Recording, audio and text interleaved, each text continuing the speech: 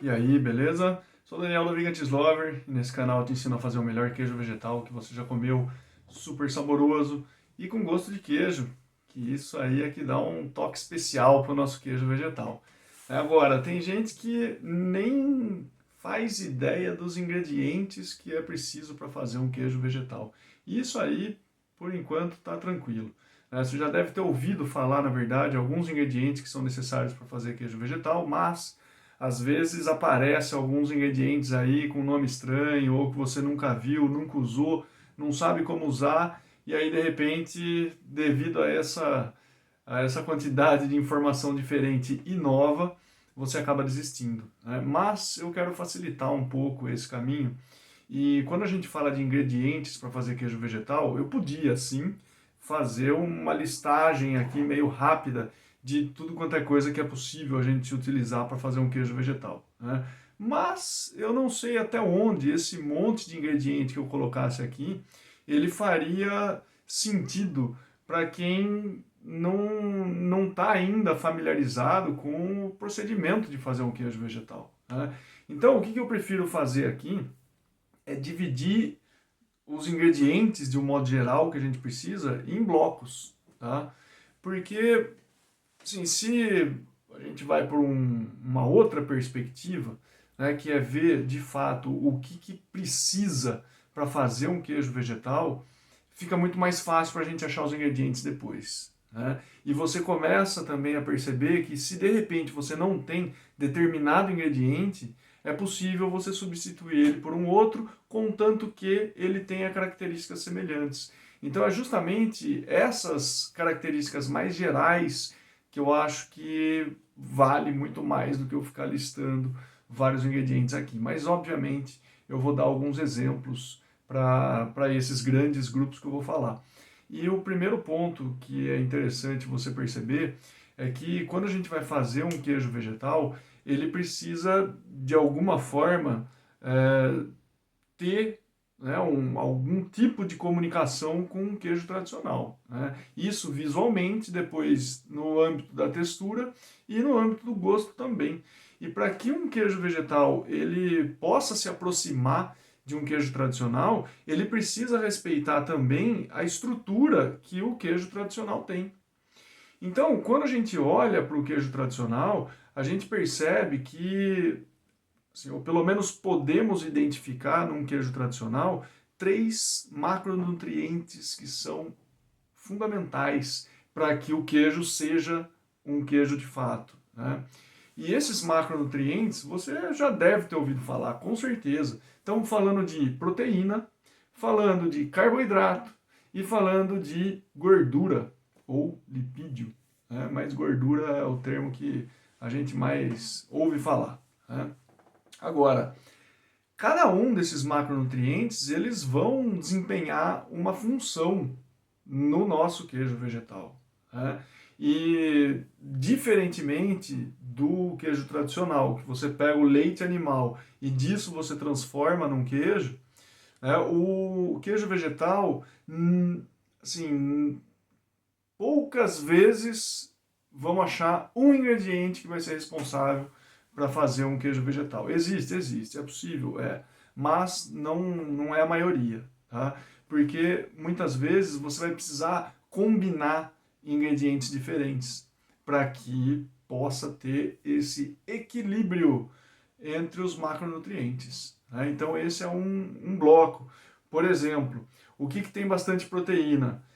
Leguminosas de um modo geral, né? Se for pegar soja, grão de bico, feijão, ervilha, tudo isso daí dá para usar também. É claro que precisa tratar um pouco antes esses ingredientes, mas é possível usar. Mas é claro, dos feijões, por exemplo, você não vai usar feijão preto para fazer um queijo vegetal, né? E não é nem pela cor dele, que podia ser o feijão vermelho, por exemplo, ou o feijão carioca, que é marrom.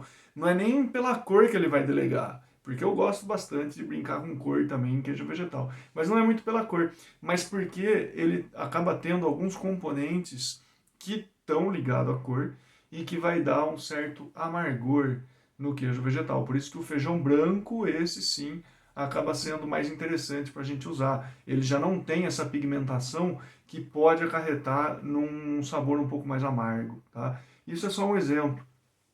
E depois, na parte de carboidrato, o que, que a gente tem? São açúcares, né? O carboidrato, se a gente for ver uma cadeia longa de carboidrato, é o amido. E amido a gente encontra nos tubérculos, vai ter em batata, vai ter em mandioca, vai ter no inhame, no cará, enfim, né? Uma série de alimentos aí você encontra o carboidrato numa concentração interessante. Mas, a hora que a gente pega um carboidrato, um tubérculo desse, né, para ver, tem uma grande concentração de amido, né, de carboidrato. Mas de gordura, praticamente zero. Né? E proteína também, não tem quase nada. Então veja como começa a fazer sentido quando você olha por essa ótica que aquele queijo feito com mandioca e polvilho, né, não tem muito como dar certo, porque falta coisa nele. Primeiro que mandioca e polvilho está sendo um pleonasmo absurdo, né? O polvilho vem da mandioca. É nada mais do que a fécula de mandioca, né? Ou seja, a parte de amido da mandioca que foi isolada. Então não faz tanto sentido assim. Agora, a gordura, onde que a gente vai encontrar? Vamos encontrar em óleos. Né? Ou seja, óleos vegetais, óleo de coco. Óleo vegetal, lógico que o óleo de coco é um vegetal, mas tem essa diferenciação por conta da cadeia do óleo. Os óleos vegetais leves, principalmente, pesado não é tão interessante, como é o caso do azeite, por exemplo. Mas óleos vegetais leves, como de soja, de milho, canola, esses daí, eles têm uma cadeia insaturada. E o óleo de coco tem uma cadeia saturada. Então o óleo ele acaba sendo também importante para dar aquela sensação de boca. Tá? Esse aqui é o grande ponto. O óleo ele dá a sensação de boca, né? Daquela untuosidade, aquela coisa que vai remeter na textura um queijo tradicional. Depois, a proteína ela dá estrutura para você ter uma peça firme, né, que vai poder cortar e tal. A proteína ela acaba sendo muito importante. E o carboidrato, por sua vez, além de ele dar um certo equilíbrio no sabor, ele é fonte de alimento para bactérias consumirem e fermentarem essa massa. Então perceba que a gente tem então uma série de ingredientes que é possível de se utilizar, mas como eu falei, alguns eles têm já todos esses macronutrientes em equilíbrio, como é o caso da castanha de caju, por exemplo. Né? Então, é possível você fazer um queijo vegetal saboroso, simples, com pouquíssimos ingredientes, a saber, castanha de caju, um probiótico para fermentar, né, se precisar de um pouco de água aí, e sal e só. Tá? Com isso daí, é possível você fazer um queijo vegetal maravilhoso, super saboroso e que no fim das contas vai ter gosto de queijo. E depois conta para mim aí nos comentários quais foram os ingredientes mais estranhos que você já usou para fazer o seu queijo vegetal, que a gente continua essa conversa nos comentários.